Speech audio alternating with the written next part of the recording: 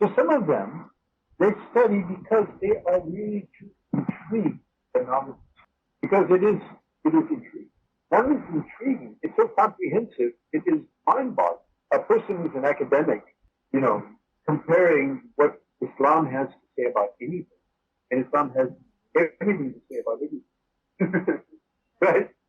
You take psychology, you take economics, you take political theory, anything you want to talk about. Or any sphere of Islam is going to give you light, it's going to give you principles, it's going to give you details. So obviously, the dearth of information is mind-boggling. So they are overwhelmed, so intrigued by it. But they can spend their whole life being intrigued by Islam. My first teacher in Arabic language, I think to this day I haven't seen anybody as Arabic in science. He was a Muslim. In fact, he was an Italian, and he was a film director also. He was from Hollywood. He was a master of 9 languages. Brilliant guy. Very funny guy. So cool. And this fellow, half of his class would be talking about the Ijaz of Quran. Nobody can come up with a kalam. Not only that, he would take it a step further. He would say that this language is divinely inspired. You mean to tell me that these Arabs were illiterate, sitting in their tents? Impossible. Which makes a lot of sense. Now, you'll never hear an Arabic scholar from a Muslim making that claim. But specifically saying that this is a divinely inspired language directly, but he did. Because he sees the intricacies of this language. I mean, it works like clockwork, right? You studied now himself. There's no language like that in the world. Nothing even resembles it's Sam'ani, like English. Thought. Thought. Where did that come from? What is that? Samai, if you have to hear it, and that's how it is. In your Urdu, my wife is always making fun of me, because it makes no sense, right? In Arabic, it's absolutely logical, right? And in English, they don't even have it. And so, it's just amazing information. So you have people that just study that, and they're not even Muslims, but they're just enamored by it. Then you have khubata of the origin, and they simply study to attack. Summun bukmun ummun fahum la ya'qilun. So all they can understand is, where can I attack their whole life? It gets deeper and deeper into Jannah. So you have those kind of. Then you have Muslims that also study. That can also be for various reasons. Some people, and now, if you have a good degree from a good university, Islamic something, you get a good job. Good job, and Madrasah. I can do that too. But actually, if you go back to, and by the way, did you all know that according to Islam, according to humanity, actually, 2 things. There was never a price. There was never a commercial, dimension of education, medicine, and justice. Now, the most expensive things in the world are these 3. Education.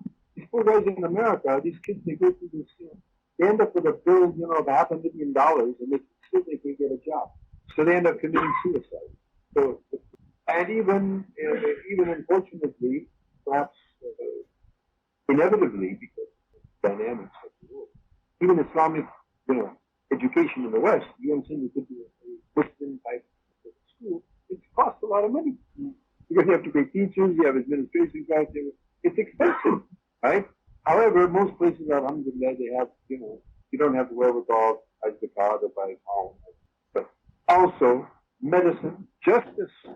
Who wins in the court? Who has a higher paid lawyer? I just read this in Dawn here. The Supreme Court judge you've got here, he didn't give bail, then he changed his lawyer and he gave him bail. So what does that mean? It means he had a better lawyer. So that's how it works. Huh? That's all great. What is the asl of education in Islam? What's the whole theory behind it? So how do we ya'budu? That's very difficult philosophy. Very simple. Definitely عبادته وهذا ما يعرف بالعلم كما تركتم في البخاري العلم بالتعلم صيغة التفاعل بالتكلف. It's not easy, right? Allah inna صلة الله غالية, get it for free. You have to pay the price. So that's basically what it's all about. So when we approach the whole that concept, therefore you see the kind of questions Sahaba ask are very different than the kind of questions Talibin would ask in our time. We'll ask, well, what's the Arab of that, and what's the jawab of this, or what's the hikmah of that. One Arabi, maybe some proceeding, in the desert, Ghazwa, غزاة في سبيل الله. فتعرض أعرابي في الطريق فأخذ الأعرابي زمام الناقة رسول الله صلى الله عليه وسلم وجذبه.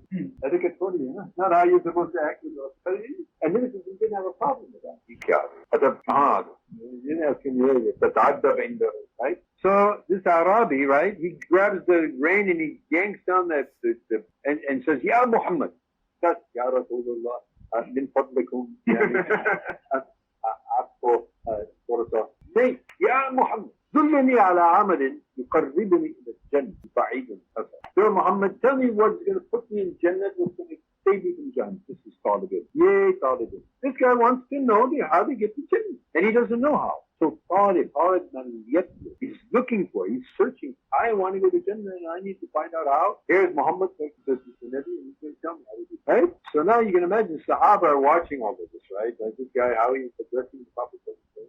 So Rasulullah has no problem. Moreover, he says, Aid Su'alik. He says, repeat that question again.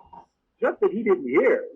He wants, but it's listen to this. And he answered the same, he gave the same answer, he gave the same question. فَعَادَ سُؤَالَهُ كُلُّنِي عَالَمٍ يُقَرِّبُنِي إِلَى الْجَنَّةِ. He gets me closer to Jannah, وَيُبَعِّدُنِي مِنَ النَّارِ. It's going to get me from Jannah. The Nabi said, اعبد الله ولا تشرك فأقم الصلاة وآت الزكاة وصل الأرحام ودع. He says, worship Allah, don't worship anyone else, pray, fast, do good to your relations, and if you don't mind, let my camel go. He still got your camel in his hand, So now this guy doesn't know adab, he doesn't have that, Hazarat, one, all that stuff. He understands his maqsad, he understands why he's asking what he's asking. He goes, I want to go to Jannah and I don't want to go to Hassan al-Basri.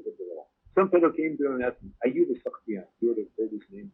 He comes to Hassan al-Basri. He says, Ya Abba, Ya Abba Salam, what do you say about this? So he gave his opinion. ولكن الفقهاء لا يوافقوك. The fuqaha, they don't agree with you. Moreover, they disagree. So Hassan al-Basri says, وهل رأيت فقيها قط؟ أتدري من فقيه? He said, have you ever seen a faqih? The fuqaha, they said, أتدري من فقيه? You know what a faqih is? Now he's talking to who? He's talking to one of the greatest ruwat of hadith, Ayyub al-Sufyani.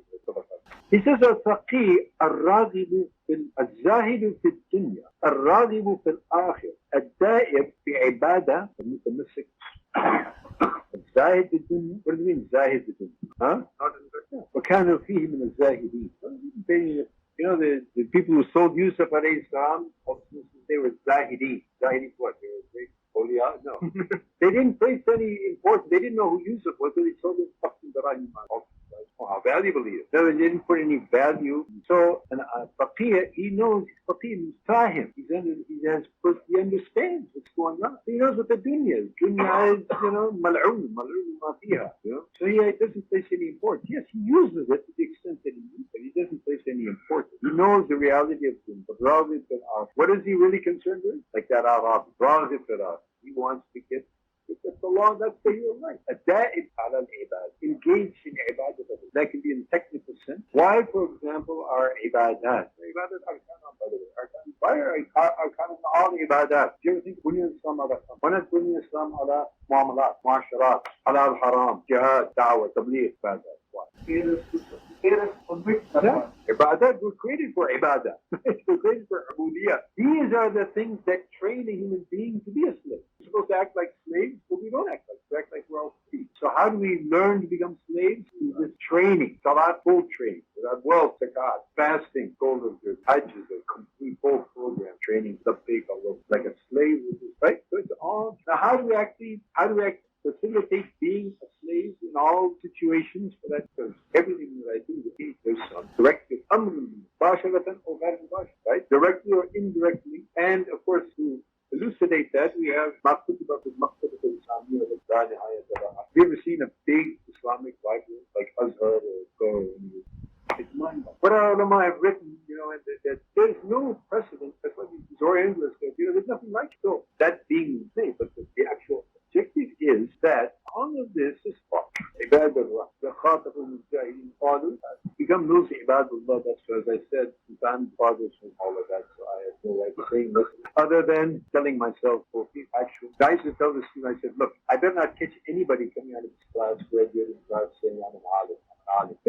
Otherwise, so if we qualify as being students, people, but I don't think qualify for that. But if somehow we get in,